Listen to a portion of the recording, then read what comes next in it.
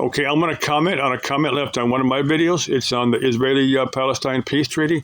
Now, what I was primarily saying was that in the past, these treaties don't last very long. One side or the other would break a treaty fairly quickly. Now, in this case, we're sending in, American troops. I want to hope that Hamas is not crazy enough to take on American forces. I think he's sending 100 or 200, men and women in U.S. uniform. But I think that's going to, if the Hamas was crazy enough to take on American forces, that's going to escalate, and who knows where that would go. I guess it could escalate in the Middle Eastern war, but I kind of think it probably wouldn't escalate to that point.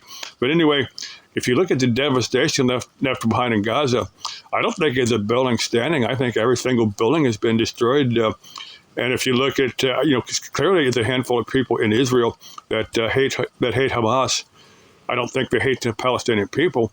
If you look at the events of a couple of years ago when Hamas went to Israel, killed a bunch of Israelis, took a bunch of hostage, it's clear that Hamas has no love for the Israeli people. But I'm going to guess that the general population of both sides probably have no hatred for each other. They just kind of want to get on with their normal lives and not really, have any hatred for their side. Now, he was talking about hatred for Jews throughout Europe. Now, that's kind of really dependent upon the country and the time period. Because a lot of countries, Jews live side by side with other beliefs. And some countries, things changed. They were forced to either convert or leave, and some of them did convert, some of them did leave. Now, a lot of the population of modern-day Israel did come out of, their ancestors came out of Nazi Germany, either during the war or after the war. I'm sure a lot of the population of the U.S., have immigrated from the U.S. Now, here in the U.S., I'm an American. I live just west of Phoenix. But anyway, written in our Constitution is a separation for religious, it's religious freedom. Written in our Constitution. On an interesting note, Henry Ford, the car guy, had wrote this book, the International Jew, which he kind of blamed the Jews for a bunch of stuff, which is beyond me, because I'm sure a lot of Jews were were working in his factories. A lot of Jews were buying his cars.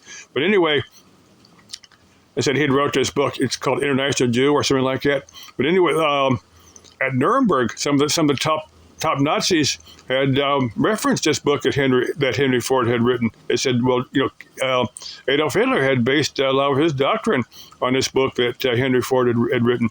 A lot of them at Nuremberg had referenced this book. They said, "Don't you know your American had written this book blaming the Jews?" It didn't give them any.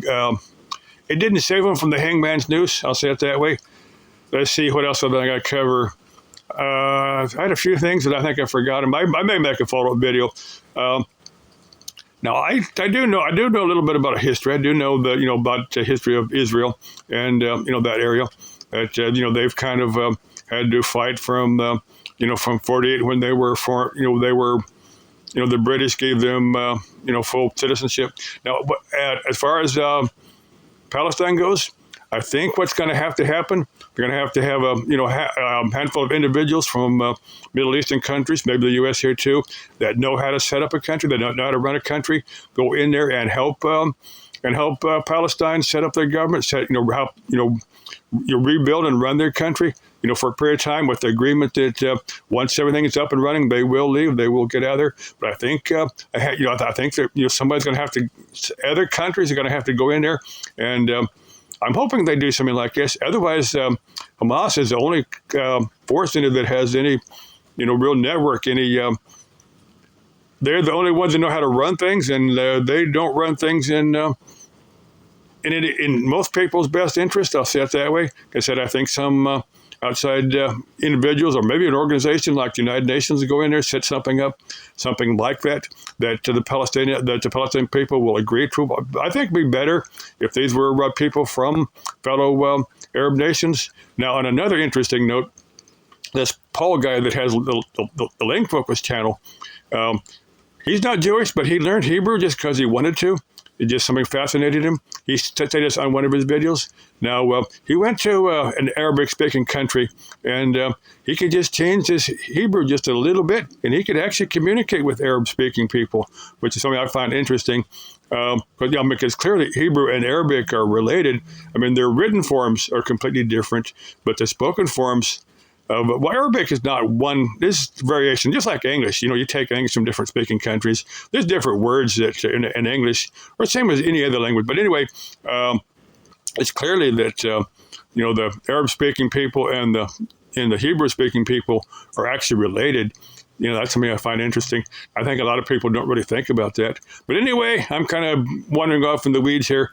I just love your comment, dude. You made me think a little bit. You made me make a proper response.